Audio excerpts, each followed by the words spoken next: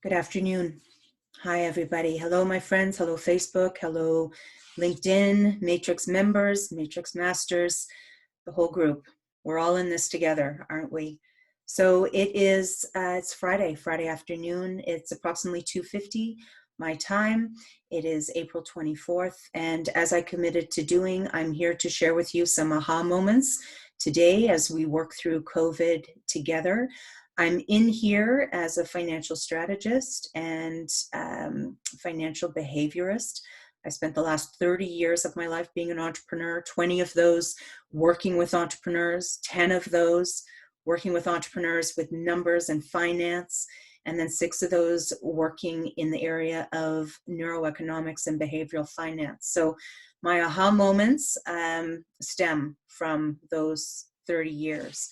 So in here today, I have always committed and promised you to be brief because I know many of us, myself included, feeling a little overwhelmed, exhausted, tired, and really inundated with information. Yes, these days, me too. So I am in here though because I believe that we have been offered and afforded a very unique opportunity to take advantage of our financial fragility and make the changes necessary going forward, which is why I am here. Specifically, I should move my microphone over. This is what happens when you get live videos. So here's what I want to share with you today.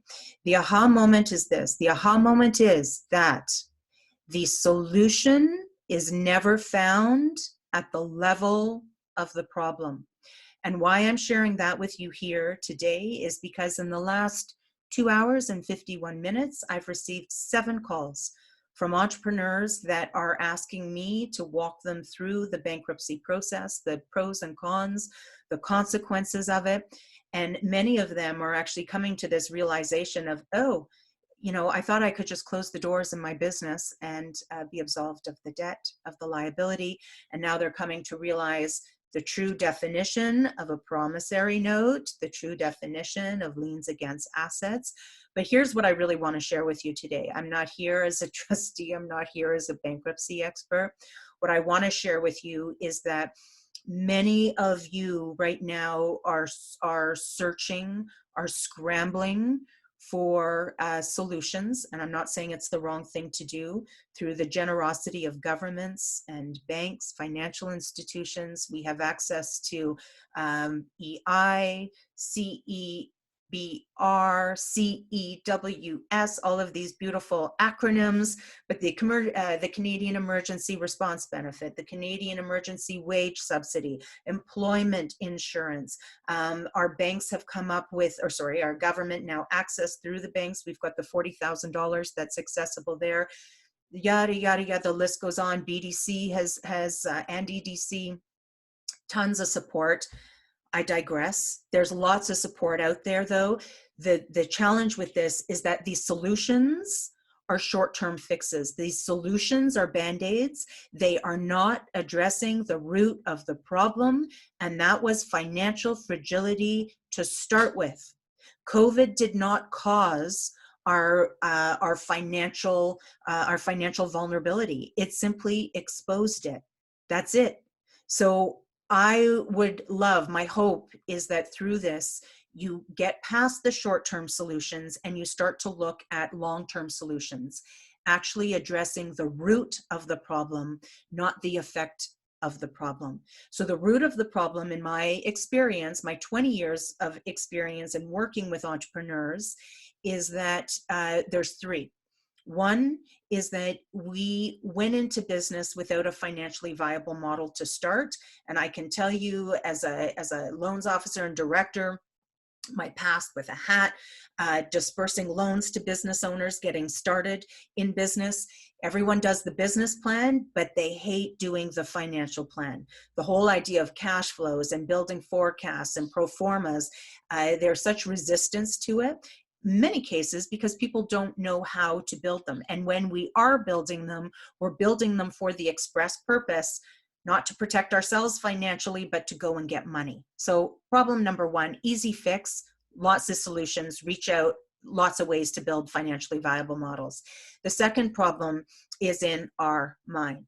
So 95% of the decisions that we are making, and this is, I'm going to actually speak slower here because this can be a challenging one to wrap our head around. But 95% of the decisions that we make every day are coming from our subconscious. Programming that has been developed over time from 0 to 7 to 8 to 9. It depends what expert you wish to speak to, what scholar, Freud, right? It doesn't, I'm not going to get into all the scholars on psychology. So developmental as well as inherited. Inherited, that's a whole other, and I'm sorry, I'm tired. I'm not going to get into inherited programming right now. But rest assured, there are these programs that are happening in our mind that are influencing the decisions that we are making. 95% of our decisions. And the decisions are not being motivated from this place of let's build a healthy business.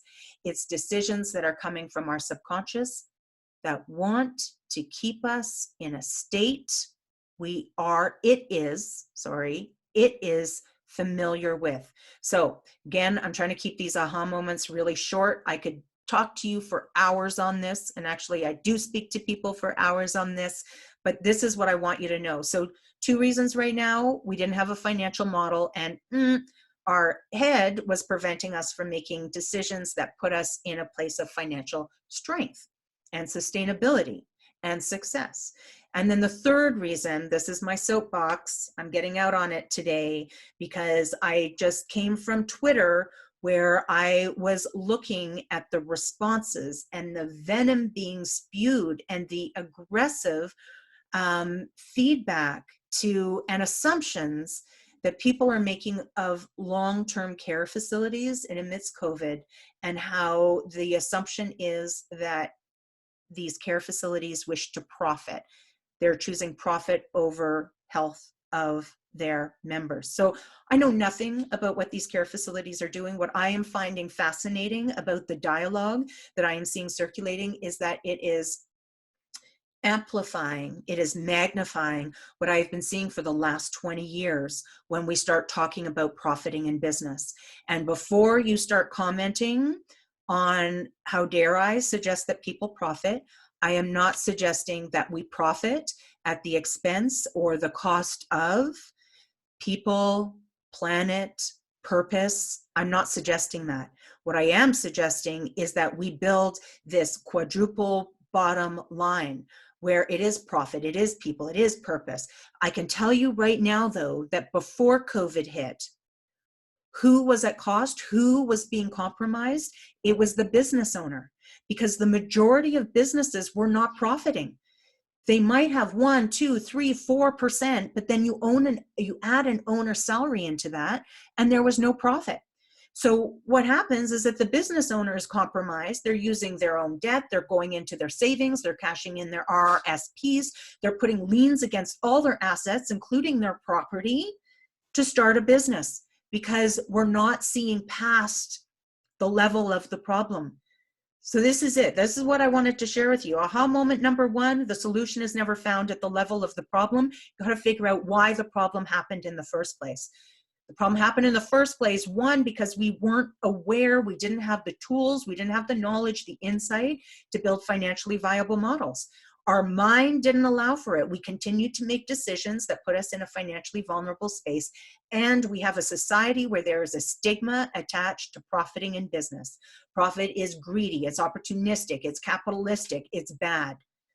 So that's what I want to share with you right here, right now. And in closing, I'm hoping that service providers are going to be hearing this message, because we are entering a time now where people are talking about getting back to business, getting back to normal. They're starting to talk about recovery mechanisms.